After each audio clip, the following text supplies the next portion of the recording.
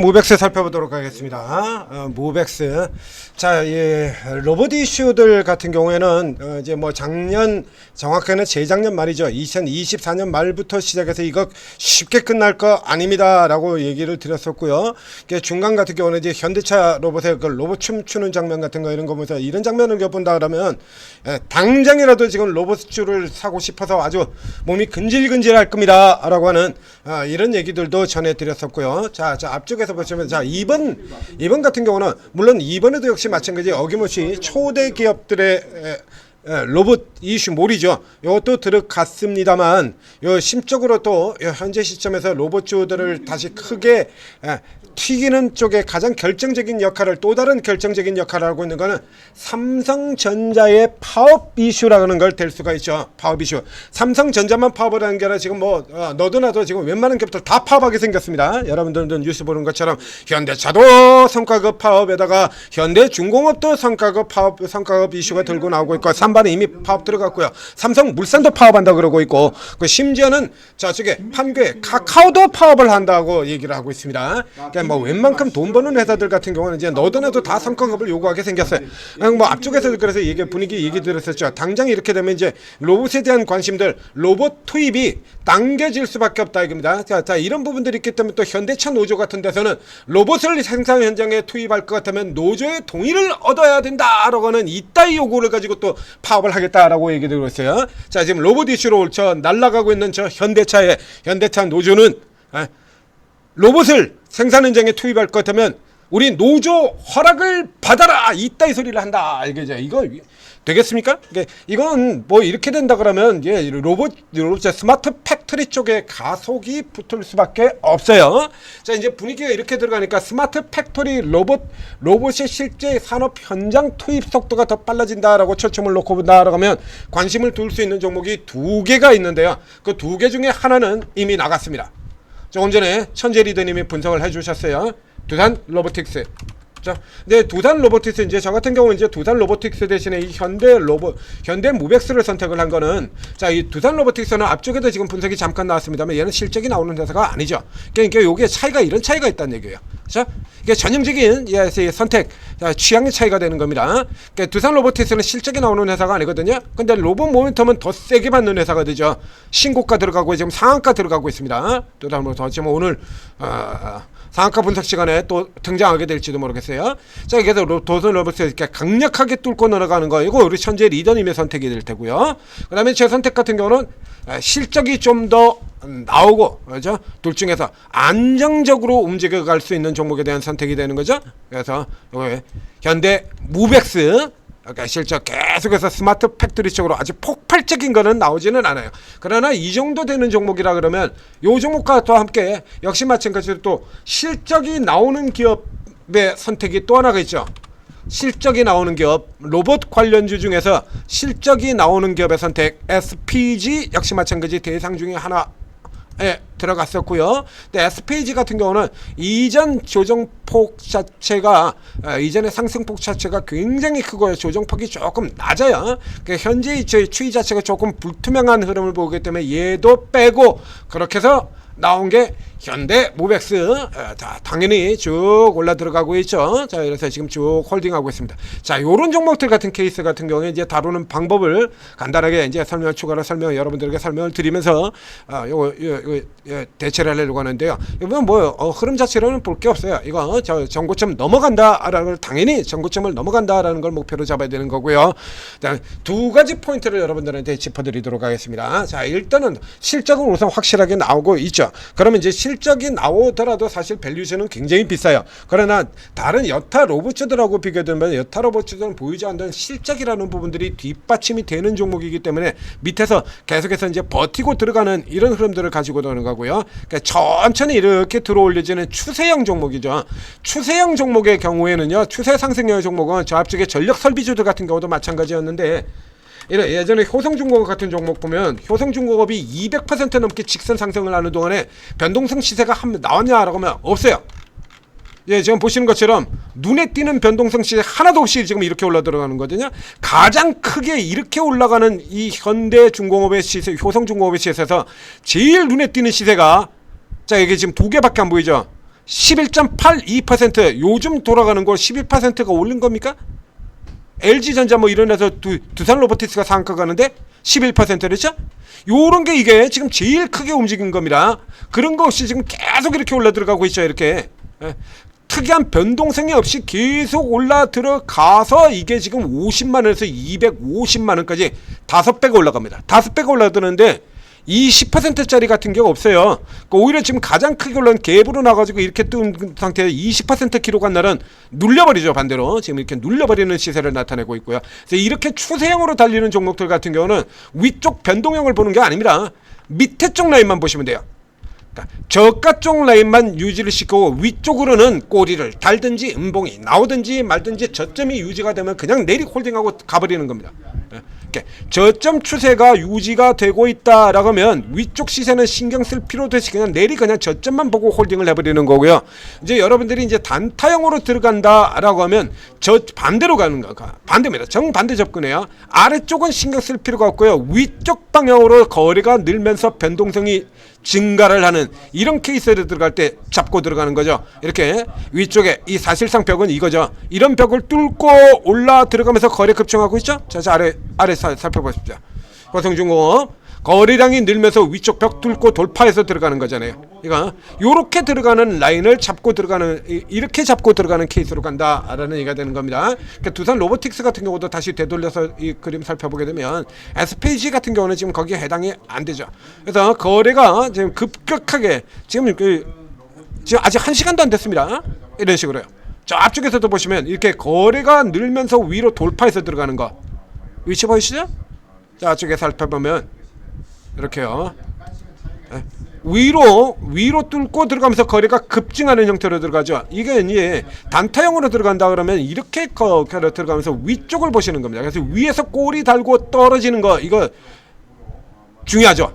단타 거래에서는 위로 쭉 들어갔다가 위에서 음봉으로 떨어지는 케이스예요. 위쪽으로 달고 떨어지는 케이스도 살펴보라 얘기 드렸습니다. 그래서 여러분들한테 손쉽게 여러분들이 대응할 수 있는 기준도 제시를 해드렸지 않습니까? 고가 대비 마이너스 7% 나오면 팔아라. 그렇죠? 고가 대비 요건 변동형 시세가 나올 때의 얘기입니다. 변동형 시세 종목이 되는 거고요. 그럼 변동형 시세가 나오지 않는 지금 이 현대 무벡스 같은 경우는 지금 위로 올라 들어가면서 지금 변동형 시세가 나오지 않는 형태로 가는 거거든요. 요게 하나 잠깐 들어가긴 했습니다만, 그러니까 얘는 지금 보시다시피 추세형으로 올라 들어가는 종목이에요. 이런 종목들 같은 경우는 그냥 내리 그냥 쭉 홀딩을 하시면 되고요. 그다음에 두 번째 상황 같은 경우는 최근 시세들의 경우는 대부분의 경우입니다. 90% 이상의 종목들이 더블탑 형태로 고가가 형성이 되고 있다라고 얘기를 드렸죠. 더블탑. 자, 더블탑은 이렇게 더블탑이라 그래가지고 이렇게 똑같이 이렇게 맞춰가지고 이렇게 형성되는 건 아닙니다. 더블탑을 해서 똑같이 전고점까지 이렇게 딱 맞춰가지고 들어가는 이런 형태로 형성되지는 않아요. 전고점에 접근을 못하고 이렇게 밀리는 형태거나 혹은 반대로 쭉 올라 들어갔다가 눌려 들어온 다음에 그 다음 되돌려가지고 전고점을 넘기고 깨 내려오는 이런 케이스 두 가지 케이스가 돼요. 그러니까 개별 테마형 급등주들 급등주 같은 경우는 대부분이 이 케이스로 갑니다. 이 진행. 자, 첫 번째 강력하게 뿜어내는 이 시세보다 그 뒤에 반등 나오는 시세가 더 넘어가지 못하고 밀리는 이 형태를 나타내게 되고요. 그 다음에 이 뒤쪽에 나오는 이 시세 같은 경우는 둘 중에 하나가 형성이 되는 건데요. 이 시세의 경우는 자, 아주 강력한 업황이 배경이 되고 있는 종목, 전력 설비주가 대부분 이 형태로 갑니다. 전력설주의 랠리 같은 경우가 1차적으로 우선 갔다가 그 다음에 살짝 눌려 내려온 다음에 다시 전고점을 넘기고 밀리는 이 형태로 가게 되고요. 로봇 같은 경우에도 이렇게 로봇이라든가 이런 당대 가장 강력한 테마의 경우 이 그림을 들어가는 케이스가 많다라는 얘기가 되죠. 자, 그래서 크게 그림을 본다 그러면 이 두산 로보틱스 같은 경우도 보면 지금 현재 자, 앞쪽에서 크게 하나 들어왔죠. 시세가 크게 하나 이렇게 들어왔고요. 내려 들어왔다가 다시 이렇게 넘어 들어가죠. 자, 뒤쪽이 더 높다라는 얘기가 되는 겁니다. 그러니까 이게 앞쪽에서 보면 자, 로보티즈도 다 신고가 다 들어왔고요. 저쪽에들도 지금 다 들어오고 있지 않습니까? 자, 이 현대 무벡스의 경우에도 마찬가지로 이거 넘어간다 쪽으로 포인트를 잡고 그대로 가시면 되고요. 계속해서 이 케이스 같은 거 위에 꼬리 다는 거 신경 쓰지 마십시오. 저가만 유지돼서 들어가면 됩니다. 저가 저가 차익 실현이 나와도 저가는 올라갔고요. 차익 실현이 나와도 저가는 올라갔고요. 그리고 다시 위로 바로 회복되고 저가 들어오고요. 어제 차익 실현이 나왔지만 아래로 안 내려가고 계속 들어 올려지죠. 이제 밑에 쪽하고는 관계도 없이 이제 위쪽 라인으로는 이렇게 위쪽으로는 자 위쪽 라인으로 살펴보게 되면 좁게 이렇게 지금 형성이 되고 있는 겁니다. 그러니까 요 라인을 깨지지 않고 내려가지 않는다라면 위쪽에서 내일 이렇게 들어왔다가 내일 또 위에서 음봉으로 이렇게 또 차익 실현으로 떨어진다라고 하더라도 이 선 살아있으면 신경 쓸 필요도 없답니다. 홀딩으로 들어가는 종목은 저가를 기준으로 보고 들어가라. 잡고 가라. 요거 잊지 마시기 바랍니다. 자, 일단 목표가 전고점 넘어간다로 두고 그대로 계속 홀딩 하시고요. 자, 여러분들이 단기로 들어가는 종목이라 그러면 역시 마찬가지 이런 종목 사시면 안 되죠. 자, 얘를 왜 단기로 사요? 단기로 사는 종목 아니에요, 이거. 저 앞쪽에서 단기 시세가 나오긴 했습니다만 이게 이례적 단기 시세가 되는 거고요. 그래서 결국에 고가를 찍어버리죠. 이 앞쪽 같은 경우 보면 이게 단기 형태가 아니라 꾸역꾸역 그냥 밀고 올라 들어가는 지금 현재 진행이 이런 진행으로 들어가는 겁니다. 이렇게 차익 실현이 나오고도 저가 올려 들어가고 차익 실현 나오고 저가 올라가고 차익 실현 나오고 올라가고 보시죠? 그게? 차익 실현 나오고도 저가, 차익 실현 나오고도 저가 계속 이렇게 계속 잡아 올려 들어가잖아요. 그럼 이대로 그냥 계속해서 홀딩하고 잡고 그냥 끌고 가시면 된다는 얘기입니다. 그러니까 홀딩형과 단타형의 차이입니다. 자, 전재투자TV 구독, 좋아요 눌러주시고 그리고 여러분들이 오르고를 활용하시게 되면 자 이런 애들 같은 경우는 이제 홀딩형이라고 얘기됐어요. 여러분들은 단기 급등형 원하시는 거잖아요. 대부분의 투자자분들이. 그렇죠?